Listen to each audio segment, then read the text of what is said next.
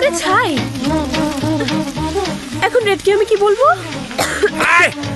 আগুন লাগাইছে কেন? আমি তোমার রেডের জন্য রান্ধতে কইছিলাম, রেডের বাড়ি ঘরে আগুন দিয়ে পুরাইতে তো কই না। সরি আমি আসলে বুঝতে পারিনি।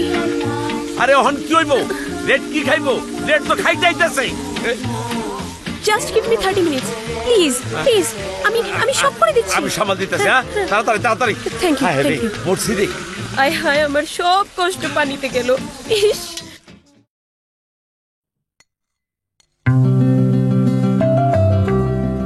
আরে বাহ কুতুব, তোমার রাধুনির হাতে জাদু আছে। Thank you.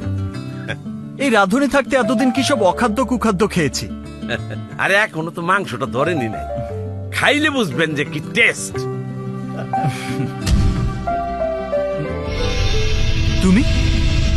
তুমি এখানে কেন?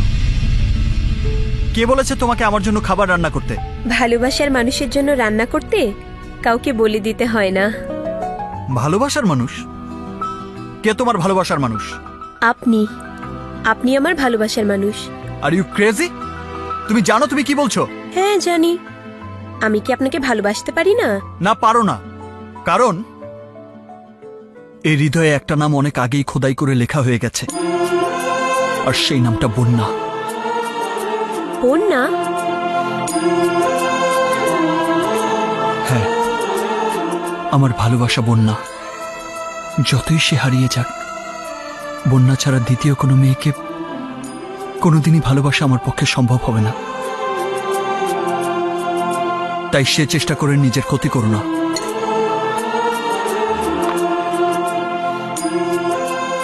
যে বন্যার চিঠি আমি পেয়েছিলাম সেই কি রেডের বন্যা? যেভাবেই হোক কুতুবের কাছ থেকে আমাকে সবকিছু জানতে হবে, সবকিছু। শোন, যাও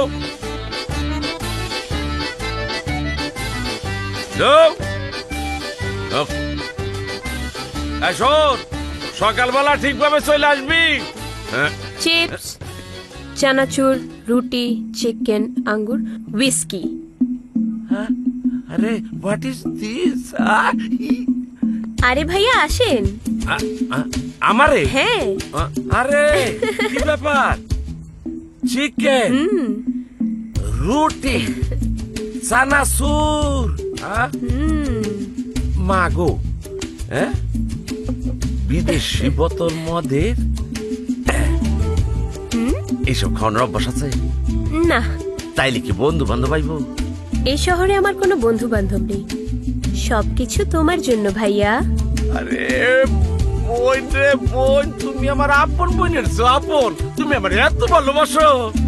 মাশাআল্লাহ, আল্লাহ তোমারে হায়াত দারাজ করুক। তাহলে শুরু করি।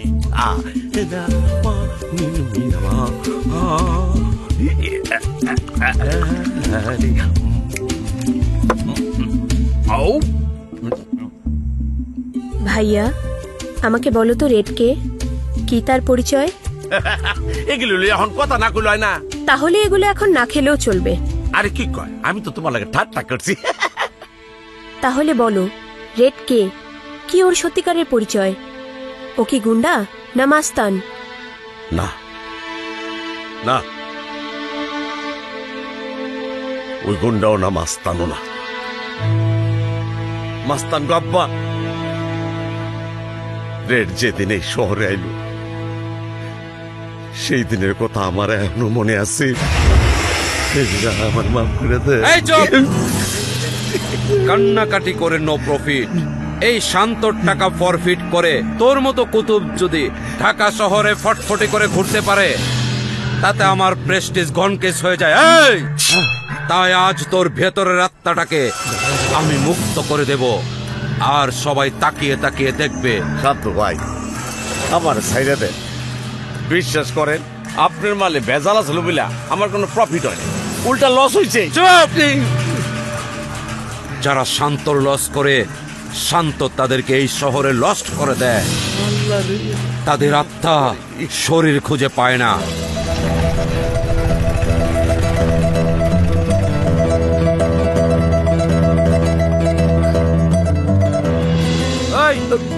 দাঁড়া দাঁড়া, কইজাস ওই অফিসে চাকরির ইন্টারভিউ আছে ঠিক 12টায়। শান্ত ভাই কুতুবের 12টা বাজায় নেক, তারপর যাইস।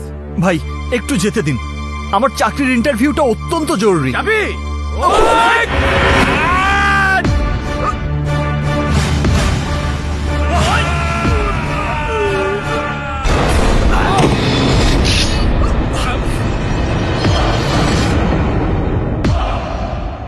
এই তুই কে? আমারে বাধা দিতে আইছস?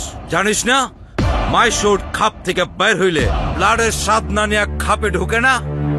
দেখুন ভাই, আমি আপনার কাজে বাধা দিতে আসিনি, আপনার লোকেরাই আমাকে আপনার কাছে এভাবে পাঠিয়েছে। আমি যাচ্ছি।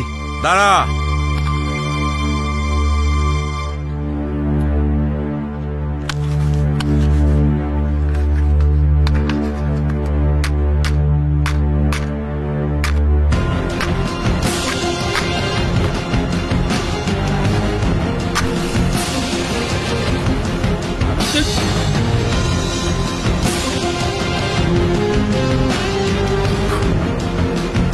দেখলেন তো শরীরের রক্তের তেজ কত?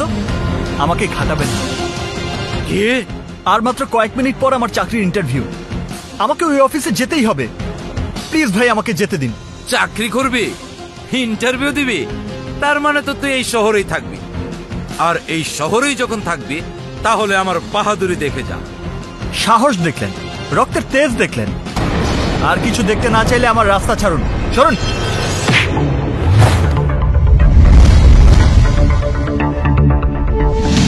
দেখ তুর্য, 12টার সময় তোর চাকরির ইন্টারভিউ। তুই আমার মাথা ছুঁয়ে কসম খা, বেলা 12টার আগে তুই কোনো ঝামেলায় জড়াবি না। আমায় কথা দে বাবা। আচ্ছা আচ্ছা দিলাম, কোনো ঝামেলা করব না, এখন যাই।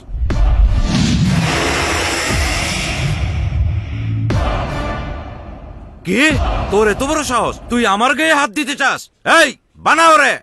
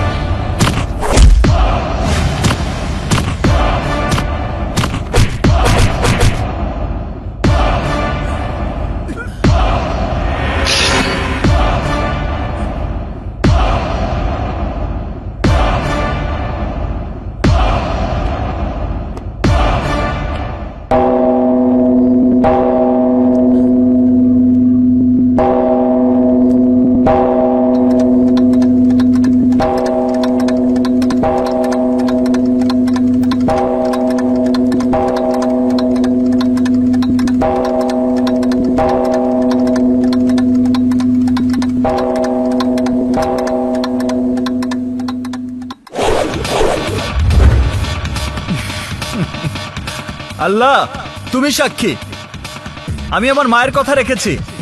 12টা পর্যন্ত কোনো মারামারি করিনি, কিন্তু এখন ঘড়িতে 12টা বেজে গেছে, এবার ওদের 12টা বাজাবো।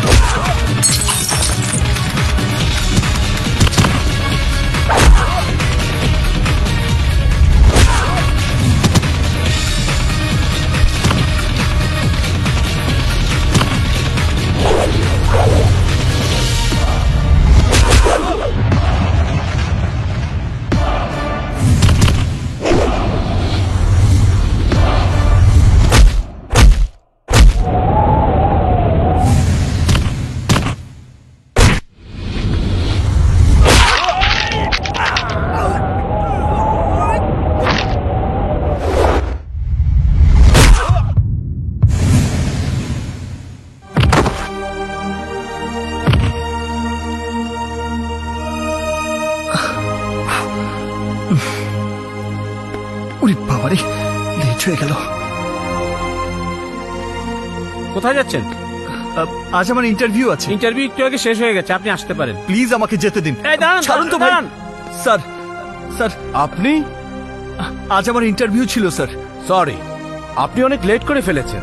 আমাদের ইন্টারভিউ নেওয়া হয়ে গেছে। প্লিজ স্যার, চাকরিটা আমার খুব প্রয়োজন। চাকরির জন্য আমি অনেক দূর থেকে এসেছি। যত দূর থেকেই আসুন, আমার আর কিছু করার নেই। I am sorry. Sir, sir please sir, আমার মা আমাকে অনেক আশা নিয়ে পাঠিয়েছে। Please sir. আহ, ঝামেলা করবেন না তো, আপনি আসুন।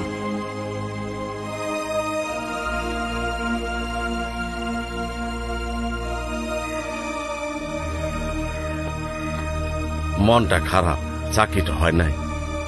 আমি দেরি করে ফেলেছি। আমার লেগে চাকরিটা আপনার হাত ছাড়া হয়ে গেছে। আমার আপনি মাফ করে দেন বড় ভাই। আপনি আমার যা শাস্তি দিবেন আমি মাথা পাইতে নেব। আপনি আমার মাফ করে দেন। আরে কি করছো? আমার চাকরির চাইতে তোমার জীবন অনেক গুরুত্বপূর্ণ ছিল। চাকরি একটা গেছে আর একটা পাবো, কিন্তু তোমার জীবন চলে গেলে তো আর পেতে না। অনেক আশা নিয়ে মা আমাকে ঢাকায় পাঠিয়েছিলেন। চাকরিটা হলো না। এখন খালি হাতে বাড়ি ফিরে যাই কি করে? খালি হাতে যাবেন কেন? আপনার চাকরির ব্যবস্থা আমি করুম। আপনি আমার বাপের কাম করছেন। আপনার উপকারের প্রতিদান যদি না দিতে পারি, তাইলে এই কুতুবের তো দোজখে জাগইব না। আপনি যতদিন চাকরি না পাইবেন ততদিন আমার বাসায় থাকবেন, খাইবেন, ঘুমাইবেন। দরকার হইলে দুই ভাই মিললে আপনার চাকরি খুঁজুম। না না, তোমার বাড়ির লোকদের অসুবিধা হবে। আরে কিসের অসুবিধা হইব? আপনার মতো দেবতার সেবা করতে পারলে ওরা ধন্য হয়ে যাইব। আপনার বারণ করেন না, চলেন, আসেন। কিন্তু মাকে কি বলবো? আরে মারে কি কম, মানে পাগল নাকি? মারে কি কইবেন? মারে এখন মোবাইল করে কইবেন লিখিত পরীক্ষা হয়ে গেছে, খুব ভালো হয়েছে, ফার্স্ট ক্লাস। মৌখিক পরীক্ষা হইতে 1 সপ্তাহ সময় লাগবে। 1 সপ্তাহ ঢাকায় থাকতে হইব। এই নেন মোবাইলে এখন ফোন করেন, মান নাম্বার কোন? হ্যাঁ, আচ্ছা আচ্ছা, আমি করছি। হ্যাঁ।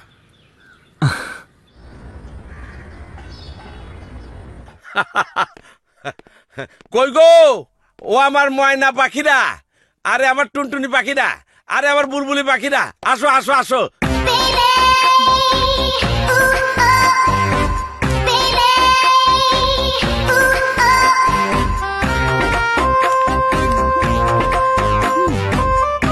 এই যে আমার ওয়াইফ এসে গেছে।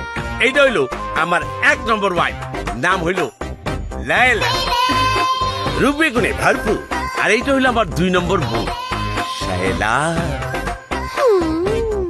কি সাংঘাতিক।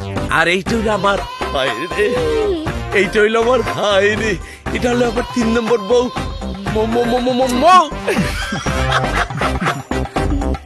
দেখ দেখ ছেলেটা কি হ্যান্ডসাম। শোনেন, উনি হইলেন ফেরেশতার মতো মানুষ, যে বক্করের হাত থেকে আমার কতল হাত থেকে বাঁচাইছে। নাম ওনার তুর্য।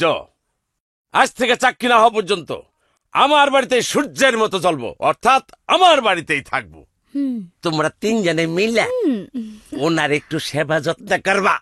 এর মধ্যে আমি একটু গোসলটা সাইরা আসি। আদব কায়দা সহকারে সেবা কইরো। আসসালাম।